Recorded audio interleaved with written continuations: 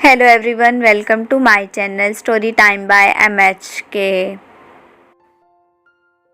देखो मत, जल्दी से करो सब्सक्राइब। तो फ्रेंड्स, आज हम बात करने वाले हैं डेयरडेविल सीरीज के एपिसोड नंबर 10 के बारे में। एपिसोड की शुरुआत में हम लोग देखते हैं मैट बहुत ज्यादा जख्मी हालत में उठता है और इसके पूरे जिस्म पर टांके लगे होते हैं। तब फॉगी इसके सामने आता है और उसे उल्टा सीधा बोलने लगता है क्योंकि इसे लग रहा था कि मैट अंधा होने का नाटक कर रहा है। पर पहले मैट इससे पूछता है कि इसके टांके किसने लगाए। तब फॉगी बताता है कि मैट ने बेहोशी की हालत में क्लेयर को कॉल करने का बोला था और वही रात को इसके पास आई थी जो कि इसे टांके लगा कर गई थी। अब आगे सीन जाता है पास्ट में, जहाँ पर हम मैड और फॉगी को पहले की हालत में मुलाकात करते हुए देखते हैं, जहाँ पर ये पहली बार मिले थे। यहाँ पर इन्होंने एक लॉ के कॉलेज में एडमिशन लिया था और ये दोनों एक ही रूममेट के तौर पर मिले थे। पर जब फॉगी को पता चलता है कि बचपन में मैड ने एक आदमी को बचाने के लिए अपनी आंखें खो दी, तो ये काफी ज्यादा खुश होता है क्योंकि ये सारी न्यूज एक अखबार में भी छपी थी। और फॉगी बहुत ज्यादा खुश था क्योंकि मैड ने जब बचपन में बूढ़े को बचाते वक्त अपनी आंखें खो दी थी, तो इसके बाद ये सारे लोग इसके फैन हो गए थे। और इसी वजह से फॉगी काफी ज्यादा खुश था कि वो एक तरह से किसी सेलिब्रिटी बंदे के साथ बैठा हुआ था। और वैसे भी फॉगी को मैड की कंपनी काफी ज्यादा अच्छी लगने लगी थी, तो इसी वजह से ये मैड के साथ ज्यादा से ज्यादा वक्त गुजारने लगता था।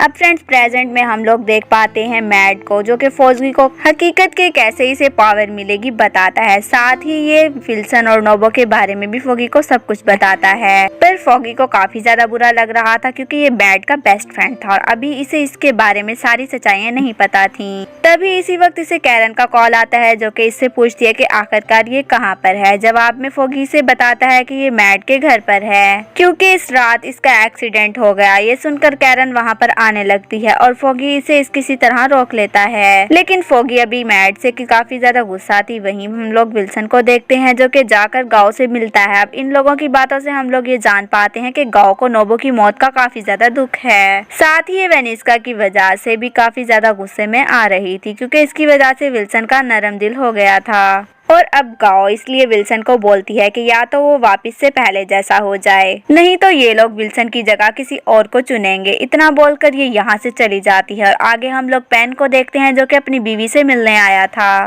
पहले तो इसकी बीवी इससे सही से बात कर रही होती है और इसके कुछ टाइम बाद ये अपनी बीमारी के जाते ही पेन को भूल जाती है। इसीलिए तब पेन को नर्स बुलाती है और इसे कुछ बताती है, जिसे सुनकर पेन परेशान होने लगता है। और अब सीन वापस से मैड पर आता है जहाँ पर मैड बता रहा था फॉगी को स्टिक के बारे में, लेकिन वो मैड की बातों पर भरोसा नहीं कर रहा होता। तब मैड इसे अपनी पावर के बारे में सब बताता है कि ये लोगों की धड़कन सुनकर सच झूठ का भी पता लगा सकता है। इसे सुनकर फॉगी बहुत ज्यादा गुस्से में आ जाता है क्योंकि मैड सब जानते हुए भी फॉगी पहले कितना झूठ बोलता था, इसे कुछ भी नहीं कहता। अब सीन वापस से पास्ट में आ जाता है जहाँ पर मैड और फॉगी रास्ते में मस्ती करते हुए जा रहे थे और अब ये दोनों साथ में ही काम करने का प्लान भी बना लेते हैं और यही लोग बात करने लगते हैं जिसने हम लोग अपना ऑफिस खोलेंगे। इस दिन हम अपने नेम का नेम प्लेट बनाकर बाहर लगाएंगे। इसके बाद मैड और फॉगी बैठते हैं एक चेयर के पास और ये दोनों सोचने लगते हैं कि इनका ऑफिस कैसा होगा और इसमें क्या क्या रखा करेंगे। अब यहाँ पर से सीन वापस से प्रेजेंट में पेन पर आता है जिसके पास इसका एडिटर आया हुआ था, जिसको पता था कि पेन की बीवी की तबीयत काफी ज्यादा खराब है और लेकिन ये पेन को इस बात का एहसास दिलाए बगैर भी इसको एक एडिटर की पोस्ट ऑफर करता है जिससे इसे मंथली में कुछ ज्यादा पैसे मिल जाते हैं। ये सुनकर मैड काफी ज्यादा सोच में पड़ जाता है क्योंकि ये जानता था कि अगर ये एडिटर बन जाता तो फिर भी ये विल्सन के बारे में जांच पड़ताल नहीं कर पाएगा। अब आगे हम लोग फ्रेंड्स कैरन को देखते हैं जो कि जब ऑफिस पहुंचती है तो इसे यहाँ पर पेन मिलता है जो कि इसके लिए अपने पैसे जमा करने लगा था और सभी सबूत भी जमा कर इकट्ठे लाया था क्योंकि इसने अपनी बीवी को बचाने के लिए एडिटर बनने का डिसाइड किया था। साथ ही ये कैरन को सब कुछ सच बता देता है, लेकिन कैरन इसका सोच चेंज करने की ट्राई करते हुए बस इसको एक नर्सिंग रूम चलने का बोलती है, लेकिन कैरन इसे बोलती है ठीक है जो तुम चाहते हो तुम वो करना, पर कम से कम मेरी एक बात मान लो, मेरे साथ एक नर्सिंग रूम चलो। इस पर पेन भी मान जाता है। दूसरी तरफ हम लोग लाइलैंड, विल्सन और जेम्स को साथ देखते हैं जहाँ पर ये तीनों एक पार्टी में जाने के लिए तैयार हो रहे थे। साथ ही विल्सन लाइलैंड से गाँव को समझाने का बोलता है कि वो वेनिस्का को बीच में नहीं लाए, लेकिन इस बात को सुनकर लाइलैंड काफी ज्यादा रिएक्ट नहीं करता, लेकिन फिर भी हाँ करता हुआ यहाँ से चला जाता है। अब हम लोग फ्रेंड्स फोगी को देखते हैं जिसे कि पुलिस की कॉल आती है और जिस आदमी ने अलीना को मारा था वो इसके बारे में कुछ बताने लगता है कि उसने सुसाइड कर लिया है। ये सुनकर फोगी कॉल काट कर मैड से इस बारे में बात करता है तो मैड इसे बताता है कि कल वो इस बंदे के पास गया था लेकिन इसने इसे मारा और अब ये सीन वापस से पास्ट में जाता है जहाँ पर हम लोग देख पाते हैं फोगी मैड को गवर्नमेंट जॉब मिल गई है जिसमें इन्हें एक आदमी को बचाना था।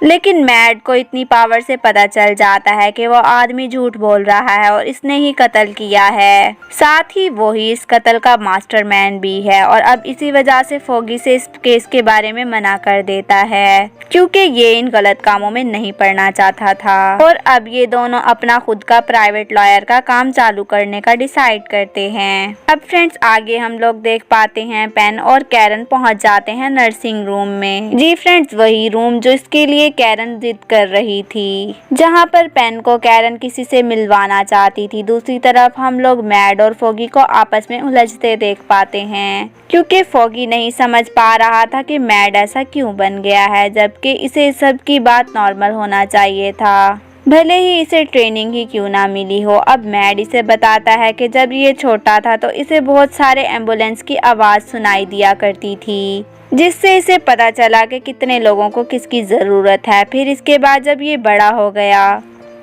तो इसको बहुत अजीबोगरीब सी आवाज़ें भी आया करती थीं जिसे सुनकर ये काफ़ी ज़्यादा डर जाता था। तो इसे रोज़ रात को एक लड़की के रोने की आवाज़ आती थी क्योंकि इस लड़की का बाप रोज़ रात को इसकी माँ को नींद की गोलियां देकर सुला दिया करता था और उसके साथ ज़बरदस्ती किया करता था। दूसरी तरफ कैरन मैड को एक बूढ़ी औरत से मिलवाती है जो कि कोई और नहीं बल्कि विल्सन की मॉम थी और इसके बारे में किसी को भी नहीं पता था क्योंकि विल्सन ने सबको यही बता रखा था कि इसकी मॉम मर गई है, लेकिन ये हर महीने इससे मिलने ज़रूर आता था। अब जब कैरन इसकी मॉम से बात कर रही होती है तो वो इसे विल्सन के पास्ट के बारे में कुछ बताती है और फ्रेंड्स हमारा एपिसोड यहीं पर एंड हो जाता है। विल्सन की मॉम क्या बताती हैं कैरन को, ये जानने के लिए हमारा नेक्स्ट एपिसोड ज़रूर देखिए।